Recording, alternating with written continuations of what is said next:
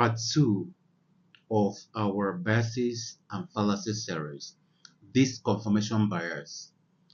Now, today's bias is closely related to confirmation bias, but the only difference is that this one operates in a slightly different and often destructive way. So, this confirmation bias is the tendency to spend more time and mental energy criticizing or rejecting ideas that challenge our beliefs than we spend objectively examining them. So, in other words, when we hear something that contradicts what we already believe, the mind does not calmly evaluate it. Instead, it begins to attack it, attack it. Now, the goal becomes, how do I defend my position rather than should I understand the truth and how do I understand the truth?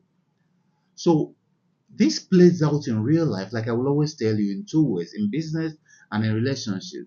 So let's take business. In business, imagine an executive team discussing a new strategy. Now, one manager raises a concern about risks in the plan or other concerns. Now, instead of exploring the concern, the leader begins dismantling the argument immediately, the question, the data, the assumption, and sometimes even the person's, personality. Who are you? What do you know? Where have you gone? The problem is not the disagreement. The problem is that the idea is dismissed before it is even properly examined. Sometimes it goes into argumentum ad hominem, attacking the person. So many failed business strategies survive longer than they should have and cost more harm and more money simply because their leaders are busy disproving criticism instead of studying it objectively. The same in relationships. Confirmation bias appears in arguments. So one partner raises a concern, the other partner immediately starts building a defense. They focus on providing the alternative and proving the other person wrong rather than trying to understand the concern this other person is raising. So the conversation turns into a courtroom argument instead of a dialogue.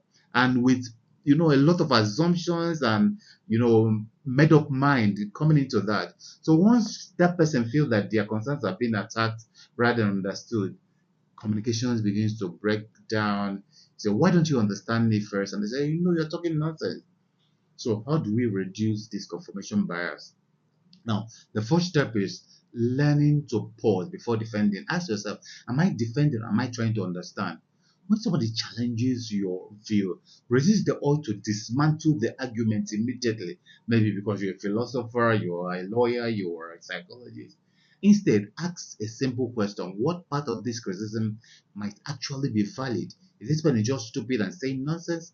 In business meetings, a powerful practice is to assign someone the role of constructive critic, the black hat. Their job is not to oppose decision, but to stress test them. In relationship, the same principle applies.